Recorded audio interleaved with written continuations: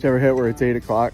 You just got done installing the food forest at a school, and your boy thinks you're done, but then you tell him you still got to plant 25 more plants up front, and it's almost 8. It's after 8. It's like 8:10. Got a little bit of light left, but here's the final result.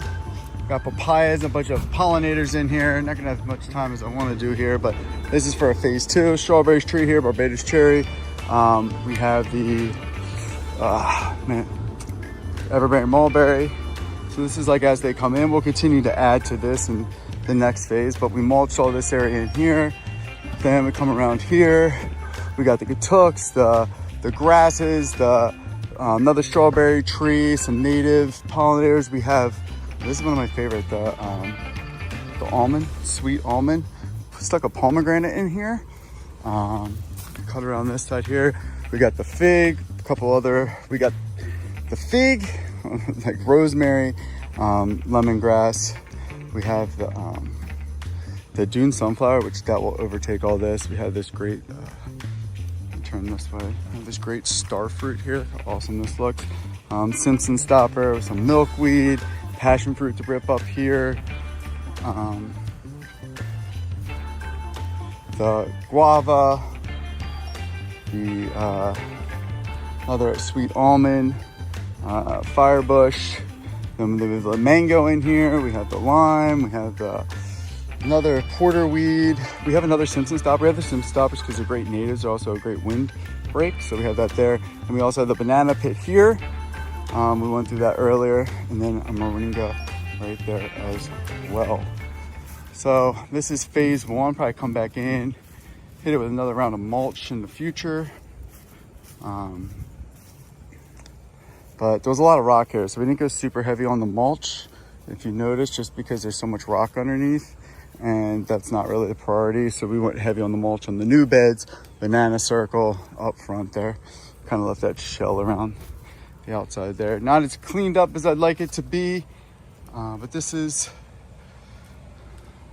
Seacrest is the beginning of their new food forest. See how it kind of wraps around. You got this flow. This is going to be pretty awesome, especially when these start to mature. These lemongrass are going to be so awesome. And we have the lemongrass because they're also a mosquito repellent. So we want that here. The papayas, these are red ladies, so get like that tall, so we'll be able to pull from them. And then next phase, we'll fill in a lot of this stuff here. That's a wrap here at Seacrest. 9 p.m. we wrapped. 9 p.m. But we got everything done. Probably can't give it justice in here, but filled in all this, mulched everything. Got a mix of lemongrasses, spiral gingers, society garlics, lemongrass. We have this awesome cranberry hibiscus. Another one, cranberry hibiscus back here. We have this lemongrass over here too.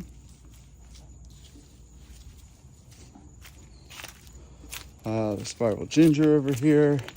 And again, this is a phase 1. We had a lot we crammed in today. Gabriel crushed it. And the milkweeds, lemongrasses, the marigolds. A lot of these that we put in this general area are like to keep insects away.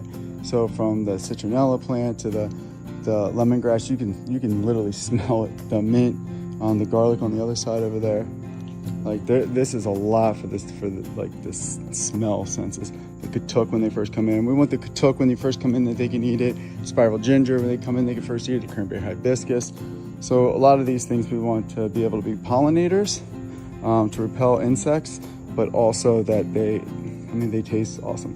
It's cool for kids to grab that, taste it, touch it, feel it, eat it. But that's a wrap. Seacrest, phase 1. Gabriel, we're out.